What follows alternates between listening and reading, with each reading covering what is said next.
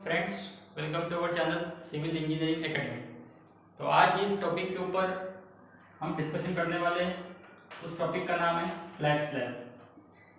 Flat slab ये B third year students जिनको SD1 नाम का सब्जेक्ट है इस सेमेस्टर में और MPSC मेंस के लिए जो प्रिपेयर कर रहे हैं उनके लिए भी ये टॉपिक बहुत ज़्यादा इंपॉर्टेंट है। फ्लैट स्लैब के ऊपर MPSC मेंस में भी एक क्वेश्चन आता है और बी थर्ड ईयर स्टूडेंट्स के लिए ये क्वेश्चन 20 मार्क के लिए एग्जाम में पूछते हैं। ठीक है, तो इसको हम 3 से 4 पार्ट में कवर करेंगे। इससे न्यूमेरिकल बड़े होते हैं तो इसको कम से कम 3 से 4 पार्ट में हम कवर करेंगे।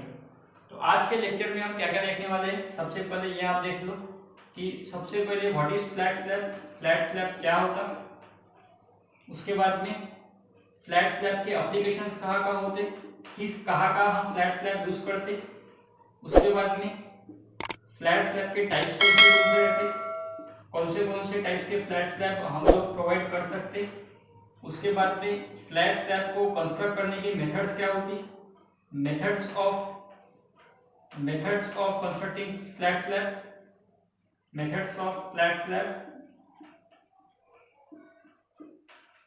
और लास्ट में हम देखेंगे डिजाइन स्टेप्स। तो ये सब कुछ आज हम लोग इस लेक्चर में कवर करने वाले हैं। मतलब आपका जो थ्योरी पोर्शन है फ्लैट स्लैब का, जो फ्लैट स्लैब का एक कंसेप्ट रहता है वो आपको समझ जाएगा। उसके सेकंड पार्ट में फिर हम लोग न्यूमेरिकल्स वगैरह पे जाएंगे। ठीक है, तो इस टॉपिक पे आज आपका लेक्चर होने वाला है। फ्लैट स्लैब क्या रहता है, उसके एप्लीकेशंस, टाइप्स, मेथड्स और डिजाइन स्टेप्स। तो सबसे पहले फ्लैट स्लैब क्या रहता है। फ्लैट स्लैब मतलब क्या, जो स्लैब डायरेक्टली कॉलम पे सपोर्ट करता विदाउट एनी बीम उसको बोलते हैं flat slab. Means the slab which is directly supported on column, the slab which is directly supported on column without any beam is known as flat slab, is called as flat slab। तो flat slab किसको बोलते हैं, जहां पे beam का कोई काम नहीं है, बीमलेस स्लैब, इसको हम इन शॉर्ट बीमलेस स्लैब भी बोल सकते हैं, जिसमें सिर्फ स्लैब जो है वो कॉलम के ऊपर डायरेक्टली सपोर्ट रहता, उसमें किसी तरह की बीम का कोई काम नहीं है। तो मतलब फ्लैट स्लैब थोड़े इकोनॉमिकल भी हो सकते हैं क्योंकि बीम कंस्ट्रक्शन का खर्चा बचा था अपना, तो उतना कॉस्ट सेव होता बीम कंस्ट्रक्शन का। तब बीम नहीं डालते तो फिर क्या डालते, मींस सिर्फ स्लैब कॉलम के ऊपर रेस्ट है तो वो डिपेंड करता है लोड कैटेगरी के ऊपर कि अगर लोड किस तरह से एक्ट हो रहा है स्लैब के ऊपर, उस पे डिपेंड है कि हमको वो स्लैब के नीचे सिर्फ कॉलम डालना है या और भी कुछ मेंबर्स ऐड करने के, तो वो सब डिपेंड है लोडिंग कैटेगरी के ऊपर। तो वही अपन टाइप्स ऑफ स्लैब के अंदर पढ़ने वाले हैं। तो फ्लैट स्लैब मतलब क्या कि जो स्लैब सिर्फ डायरेक्टली कॉलम के ऊपर सपोर्ट रहता, जिसमें बीम नहीं रहते, उसको बोलते हैं फ्लैट स्लैब। अब इसके एप्लीकेशंस कहाँ होते हैं, कहाँ हम फ्लैट स्लैब यूज कर सकते हैं। तो बेसिकली आपको पार्किंग डेस्क में ये स्लैब दिखेंगे, जितने भी आप कभी पार्किंग डेस्क आपने देखे होंगे बेसमेंट वगैरह में पार्किंग डेस्क रहते, तो वहां फ्लैट स्लैब दिखते हैं मोस्टली।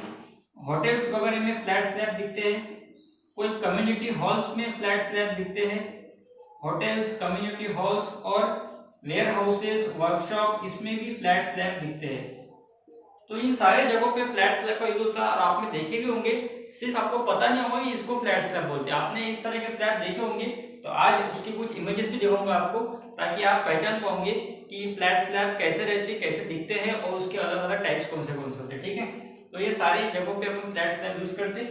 अब आगे देखेंगे अपन types of flat slab. Flat slab के टाइप्स कौन से होते हैं। तो फ्लैट स्लैब बेसिकली आप 4 तरह से कंस्ट्रक्ट कर सकते हैं। पहला रहेगा flat slab with drop panel and column head. Flat slab with drop panel and column head. तो flat slab with drop panel and column head, इसका मीनिंग क्या है। तो इसमें आपको दो नई टर्म दिख रही होंगी, ड्रॉप पैनल दिख रहा होगा और कॉलम हेड दिख रहा होगा। तो देखो आपके सामने एक पिक्चर आ रहा होगा, अभी आपके सामने पिक्चर आ रहा है, इसमें आप देख सकते हैं कि एक रेक्टेंगल, एक जिस पोजीशन पे कॉलम है, जिस पोजीशन पे कॉलम निकाला हुआ है उस पोजीशन पे कॉलम इस तरह से प्लॉट किया हुआ है। आप पिक्चर में देख सकते हैं कॉलम इस तरह से प्लॉट किया हुआ है और फिर इस तरीके से एक स्लैब का पैनल डाला हुआ है इस तरीके से एक स्लैब पैनल रेक्टेंगुलर, और फिर आपका मेन स्लैब है, फिर आपका मेन स्लैब है जो इस तरीके से आपको दिख रहा है। तो फिगर में मैंने दिखाया भी है कि वो जो रेक्टेंगुलर पोर्शन दिया है कॉलम हेड के ऊपर, उसको बोलते हैं अपन ड्रॉप पैनल, और जो कॉलम के ऊपर ट्रेपेजियम पोर्शन रहता है सर, इसको बोलते हैं अपन कॉलम हेड। तो जब अपन बहुत ज्यादा लोड एक्ट हो रहा कॉलम के ऊपर और उस स्लैब को बहुत ज्यादा लोड कैरी करने का है, तब जिस तरह का फ्लैट स्लैब हम प्रोवाइड करते हैं वो रहता है flat slab with drop panel and column head. Drop panel means, drop panel मतलब क्या हो रहा कि जिस पोजीशन पे कॉलम है, जिस जगह पे कॉलम है, वहां आपने क्या कर दिया, वहां आपने सिर्फ स्लैब की थिकनेस बढ़ा दी बस। इन जनरल इस स्लैब का थिकनेस इतना था t, और जिस पोजीशन पे कॉलम है तो कॉलम की जगह पे स्लैब का थिकनेस इतना हो गया, मतलब इसमें कुछ ना कुछ इंक्रीज हो गया। तो ये क्यों किया अपन ने, तो जिस पोजीशन पे कॉलम आता वहां बहुत ज्यादा लोड एक्ट होता, क्योंकि कॉलम मतलब क्या है, जंक्शन है, एक जॉइंट है स्लैब के अंदर का। तो जो जंक्शन रहते हैं वहां बहुत ज्यादा लोड एक्ट होता, और बाकी पोजीशन पे इतना लोड एक्ट नहीं होता। मतलब ये स्लैब अगर ऐसा कंटिन्यू है तो इसमें यहाँ कॉलम नहीं है, मतलब यहाँ इतना लोड नहीं आ रहा, आगे जाके जहाँ कॉलम होगा वहां अपने को ड्रॉप पैनल डालना है। वो भी डिपेंड करता है अगर अपने स्लैब के ऊपर लोड बहुत ज्यादा आ रहा तो अपन क्या कर रहे हैं, सीधे सीधे जिस पोजीशन पे कॉलम है वहां लोड बहुत ज्यादा इंक्रीज हो जाता, वहां शियर स्ट्रेस फॉर्म होने का खतरा होता। इसलिए शियर स्ट्रेस को अवॉइड करना और हॉगिंग मूवमेंट को अवॉइड करने के लिए, शियर स्ट्रेस को अवॉइड करने के लिए हम लोग डालते हैं ड्रॉप पैनल, और हॉगिंग मूवमेंट को अवॉइड करने के लिए हम लोग डालते हैं कॉलम हेड। तो जिस जगह, जिस जंक्शन पे कॉलम और बीम का, जिस जंक्शन पे कॉलम और स्लैब का इंटरसेक्शन हो रहा, उस जंक्शन पे लोड बहुत ज्यादा बढ़ जाता, तो शियर स्ट्रेस फॉर्म होने का खतरा रहता, और उस जंक्शन पे हमेशा जो मूवमेंट रहती है वो हॉगिंग नहीं आती। क्योंकि आप देखो कि कॉलम का जो एंड है वो कैसा रहता, रिजिड रहता। रिजिड एंड है मतलब क्या है, फिक्स एंड रहता, और फिक्स एंड पे हमेशा मूवमेंट कौन सी आती, हॉगिंग की आती। तो हॉगिंग मूवमेंट को रेजिस्ट करने के लिए हम लोग प्रोवाइड करते हैं column head. Column head to resist hogging movement, मतलब negative bending movement, and drop panel, इसको बोलते हैं अपन ड्रॉप पैनल। तो drop panel is used to resist shear stress. Drop panel is used to resist shear stress and column head is used to resist negative bending moment, hogging bending moment. तो इस तरह से अगर आप flat slab में drop panel भी डाल रहे हैं और कॉलम हेड भी डाल रहे हैं तो उस फ्लैट स्लैब को बोलेंगे अपन flat slab with drop panel and column head. और फिगर के ऊपर से आपको समझाने की कोशिश किया मैंने कि ड्रॉप पैनल और कॉलम हेड कैसे दिखते, और ये स्लैब आपने बहुत जगह देखी भी होंगे। दूसरा फ्लैट स्लैब अपन जो यूज करते हैं वो रहता है flat slab with drop panel, मतलब फ्लैट स्लैब में ड्रॉप पैनल डाला हुआ है लेकिन without column head, without column head, column head नहीं है, सिर्फ ड्रॉप पैनल ही है बस।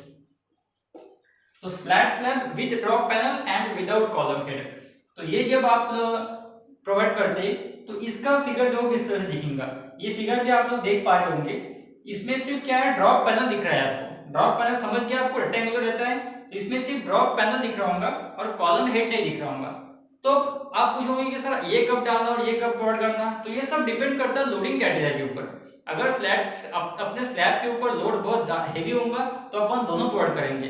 जिस पोजीशन पे लोड कम आ रहा और नेगेटिव बेंडिंग मोमेंट फॉर्म होने के चांसेस कम हो रहे, शियर स्ट्रेस फॉर्म होने के चांसेस कम हो रहे, वहां अपन कुछ ना कुछ एक टर्म अवॉइड कर सकते हैं, वहां अपन कोई ना कोई एक कंपोनेंट अवॉइड कर सकते हैं, may be drop panel may be column head. तो ऐसा भी एक टाइप रहता with drop panel and without column head, इसका फिगर भी आप लोग देख पा रहे होंगे। तीसरा टाइप रहेगा flat slab with column head, मतलब सिर्फ कॉलम हेड ही है, and without drop panel, without drop panel. जिस फ्लैट स्लैब में सिर्फ कॉलम हेड ही दिखा रहे, ड्रॉप पैनल नहीं दिखा रहे, उसका फिगर भी आप लोग देख सकते हैं। देखो आप लोग देख पा रहे होंगे इस तरह का फ्लैट स्लैब है जिसपे सिर्फ कॉलम हेड दिख रहा है आपको, ड्रॉप पैनल नहीं दिख रहा, मतलब शियर स्ट्रेस फॉर्म होने के चांसेस कम है, लोडिंग क्राइटेरिया बहुत कम है, लोड बहुत लो आ रहा है स्लैब के ऊपर, लेकिन जंक्शन है तो वहां नेगेटिव मूवमेंट फॉर्म हो रही, तो नेगेटिव मूवमेंट को रेजिस्ट करने के लिए अपन ने कॉलम हेड तो प्रोवाइड कर दिया, लेकिन ड्रॉप पैनल प्रोवाइड करने की जरूरत नहीं है अगर लोड बहुत लाइट है तो। और बहुत ही ज्यादा लोड लाइट है, एकदम हल्का लोड है, उसके ऊपर लोड कुछ भी नहीं आ रहा है, बहुत छोटा सा पर्पस है वो स्लैब का, तो उस जगह आप flat slab without column head and without drop panel भी डाल सकते हैं, without drop panel and column head. तो इस तरह का भी फ्लैट स्लैब रह सकता, मतलब वो स्लैब के ऊपर लोड बहुत ही कम आ रहा, उसका पर्पस बहुत छोटा है, उसका बहुत बिग पर्पस नहीं है स्लैब डालने का, तो उस जगह पे आप लोग flat slab without drop panel and without column head भी डाल सकते हैं। उसका इमेज भी आप लोग देख सकते हैं, देख लो आप लोग इस डायग्राम में न तो ड्रॉप पैनल दिख रहा है आपको, न तो कॉलम हेड दिख रहा है, ठीक है। तो इस तरह से ये फ्लैट स्लैब को 4 तरीके से कंस्ट्रक्ट करना पड़ता, और प्रॉब्लम आपको कोई भी आ सकता है एग्जाम में, इस चारों में से कोई भी प्रॉब्लम आ सकता। तो अपन क्या करेंगे, अपन 2 प्रॉब्लम सॉल्व करेंगे, एक सॉल्व करेंगे अपन flat slab with drop panel and column head, और दूसरा सॉल्व करेंगे अपन without drop panel and column head. कि आप ये 2 सॉल्व करके बता दिया मैंने, तो ये 2 आप खुद भी सॉल्व कर सकते हैं। ये ड्रॉप पैनल जब आता तो क्या करना पड़ता है ये आपको समझ जाएगा, और कॉलम हेड नहीं है तो उसका कैलकुलेशन नहीं करने का है। तो ये 2 क्वेश्चन सॉल्व करेंगे हम लोग, ताकि आपको पूरा कंसेप्ट समझ में आ जाए। तो न्यूमेरिकल्स के अंदर आप लोगों को कंसेप्ट समझ में आ जाएगा कि इसको कैसे डिजाइन करते हैं, how to design column head, drop panel का थिकनेस कैसे निकालते हैं, कॉलम हेड की डायमीटर कैसे निकालते हैं, ये सब आप लोगों को धीरे धीरे समझेंगे लेक्चर्स में, ठीक है। तो ये 4 टाइप्स आपको मैंने समझाने की कोशिश किया, और इसकी फिगर भी आप लोगों को दिखा दी, ठीक है। उसके बाद में अपन देखेंगे कि इसके मेथड्स कौन से रहते हैं, कौन से मेथड से इसको अपने को डिजाइन करना पड़ता, मेथड्स ऑफ डिजाइन। तो एक रहता है डायरेक्ट डिजाइन मेथड, और एक रहता है इक्विवेलेंट फ्रेम मेथड, एक रहता है डायरेक्ट डिजाइन मेथड। तो डायरेक्ट डिजाइन मेथड कैसा है कि इसमें कोई एनालिसिस या कोई डेरिवेशन नहीं किया है हम लोगों ने, ये जो मेथड है ये प्योरली बेस्ड है प्रैक्टिकल एक्सपीरियंस के ऊपर। This method is purely based upon practical observation. तो प्रैक्टिकल जब एनालिसिस करते हैं हम लोग, तो प्रैक्टिकली जो फॉर्मूले मिलते, प्रैक्टिकली जो ऑब्जर्वेशन मिलते, प्रैक्टिकली कुछ इंपेरिकल फॉर्मूले मिलते, तो इंपेरिकल कोएफिशिएंट्स पे डिपेंड है मेथड, इंपेरिकल कोएफिशिएंट्स पे डिपेंड है method. This method is depend upon the empirical coefficients. तो ये मेथड बहुत सिंपल है, क्योंकि इसके अंदर कोई फॉर्मूले का प्रूफ डेरिवेशन देना नहीं पड़ता, और इसके अंदर पूरा प्रैक्टिकल अप्रोच रहता प्रॉब्लम का, तो प्रॉब्लम पूरा प्रैक्टिकल अप्रोच से चलता, और इंपेरिकल कोएफिशिएंट्स का यूज करके इस प्रॉब्लम को सॉल्व करना पड़ता। तो इस प्रॉब्लम से अपन 2 प्रॉब्लम सॉल्व करेंगे, इस मेथड से अपन 2 प्रॉब्लम सॉल्व करेंगे। दूसरी रहती equivalent frame method. Equivalent frame method, इसमें क्या करते हैं अपन, इसमें अपन अपने स्ट्रक्चर को कुछ कंटीन्यूअस फ्रेम में डिवाइड करते हैं। मतलब एक अपना स्ट्रक्चर है ऐसा, इस तरह का स्ट्रक्चर है, तो इस स्ट्रक्चर को अपन ऐसे 3 फ्रेम में डिवाइड कर देंगे। मतलब ये हो गई एक आउटर एज, ये हो गया आउटर एज, ये हो गया मिडल एज। तो जो जो रेनफोर्समेंट अपन प्रोवाइड करते हैं वो रेनफोर्समेंट अपन 3 एज में प्रोवाइड करते हैं, आउटर एज में प्रोवाइड करते हैं और मिडल एज में प्रोवाइड करते हैं। फिर आउटर एज का डिस्टेंस कितना आ रहा, मिडल एज का डिस्टेंस कितना आ रहा, ये सब कैलकुलेट करना पड़ता है। तो इक्विवेलेंट फ्रेम में क्या करना पड़ता है, एक स्ट्रक्चर को एजेस में डिवाइड कर देते हैं अपन एक स्ट्रक्चर को कुछ कंटीन्यूअस फ्रेम में डिवाइड कर देते हैं, आउटर एज और मिडल एज बोल के, ठीक है। तो ये मेथड इतने कॉमनली यूज नहीं होता। जिस मेथड से अपन प्रॉब्लम सॉल्व करने वाले हैं वो रहेगा अपना डायरेक्ट डिजाइन मेथड। तो इस मेथड से अपन 2 क्वेश्चन सॉल्व करेंगे, ताकि उसके आपको कंसेप्ट पूरा समझ में आ जाए, ठीक है। तो इस मेथड का यूज करके अपने को प्रॉब्लम सॉल्व करनी थे, ठीक है। अब कौन से डिजाइन स्टेप्स आप लोगों को ध्यान में रखना पड़ता है प्रॉब्लम सॉल्व करने के लिए। तो अब देखेंगे अपन डिजाइन स्टेप्स। ये सिर्फ आप लोगों का स्टेप्स बता रहा, ये स्टेप्स को डिटेल में सॉल्व करने के लिए अपने को न्यूमेरिकली पढ़ना पड़ेगा, उसके अलावा अपन स्टेप्स को डिटेल में नहीं समझ सकते। विदाउट न्यूमेरिकल ये स्टेप्स समझ में भी नहीं आएंगी, तो न्यूमेरिकल के साथ में ये स्टेप्स सब समझा के दूंगा। अभी सिर्फ ध्यान में रखो कि स्टेप्स क्या क्या यूज करना पड़ता। तो सबसे पहले निकालना पड़ता डेप्थ ऑफ स्लैब। सबसे पहले आपको आपकी स्लैब की डेप्थ निकालने की है, उसके बाद में वो ड्रॉप पैनल की डेप्थ क्या रहेगी, कॉलम का डायमीटर क्या रहेगा, बात का डिसीजन है। सबसे पहले जैसे अपन 1 वे स्लैब 2 वे स्लैब पे डेप्थ निकालते हैं, उसी तरह अपने को स्लैब का डेप्थ निकालने का है। और जैसे 1 वे स्लैब 2 वे स्लैब में अपन लोड कैलकुलेशन करते हैं, उसी तरह अपने को सेकंड स्टेप में लोड कैलकुलेशन कर देने का है। तो फर्स्ट स्टेप वही रहता है जो नॉर्मल स्लैब में रहता है, डेप्थ ऑफ स्लैब निकालना। सेकंड स्टेप भी वही है, नॉर्मल स्लैब में load calculation, dead load, live load, flow finish, ये सब लोड कैलकुलेशन कर देना है आपको। थर्ड स्टेप में क्या करने का है, थर्ड स्टेप में निकालना है calculation of stiffness and alpha C.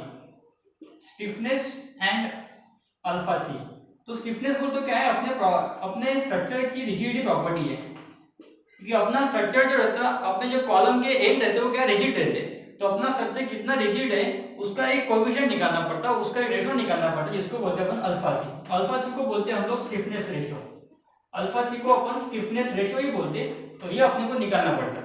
तो ये कैसे निकालना पड़ता है ये सब आप प्रॉब्लम में देखेंगे। तो विदाउट न्यूमेरिकल समझ में आएगा भी नहीं आपको कैसे निकालना पड़ता, इसलिए ये सब अपन प्रॉब्लम में देखेंगे। फिर चौथे स्टेप में क्या करने का है, करेक्शन ड्यू टू लोडिंग। अगर कुछ लोड ऊपर निकाला था फोर्थ स्टेप नंबर 2 में, उस लोडिंग में कुछ करेक्शन करने का काम पड़ा, जैसे डेड लोड निकाला, लाइव लोड निकाला, अगर उस लोड वो लोड जो निकाला वो अपने आगे के प्रॉब्लम को मैच नहीं हो रहा, अपने आगे के स्टेप को मैच नहीं हो रहा, और अपने को अगर लोड करेक्ट करने का काम पड़ रहा, तो स्टेप नंबर 4 में क्या करने का है, लोड करेक्ट कर देने का है। तो ये जरूर नहीं कि हर स्टेप में करना ही पड़ता, हर प्रॉब्लम में करना पड़ता, अगर ऐसी जरूरत पड़ रही है कि अपने को लोड करेक्शन करना है तो ही करेंगे हम लोग, और नहीं करना है तो नहीं करेंगे। तो कैसे करना पड़ता है, क्यों करना पड़ता है, कब करना पड़ता है, ये सारी चीजें अपन न्यूमेरिकल्स में स्टडी करेंगे, ठीक है। उसके बाद में पांचवें स्टेप में क्या करने का है, आपको निकाल देने का है टोटल डिजाइन मोमेंट। क्योंकि इस प्रॉब्लम को सॉल्व करने के लिए अपन दो तरह के मोमेंट निकालते हैं, सैगिंग मोमेंट निकालते हैं, हगिंग मोमेंट निकालते हैं। जो सेंटर में आती है वो सैगिंग मोमेंट आती है, और जो सपोर्ट पे आती है वो हगिंग मोमेंट आती है। तो दोनों तरह की मूवमेंट निकालनी है, और दोनों तरह की मूवमेंट निकालने के बाद में आपको पहुंचना है positive total design movement positive भी निकालना है, टोटल डिजाइन मूवमेंट नेगेटिव भी निकालना है। तो आपको नेक्स्ट स्टेप में क्या करना है, टोटल डिजाइन मूवमेंट निकाल देने की है, जो आपको पॉजिटिव भी निकालनी है, नेगेटिव भी निकालनी है, ठीक है। सैगिंग और हगिंग दोनों निकालना पड़ता है।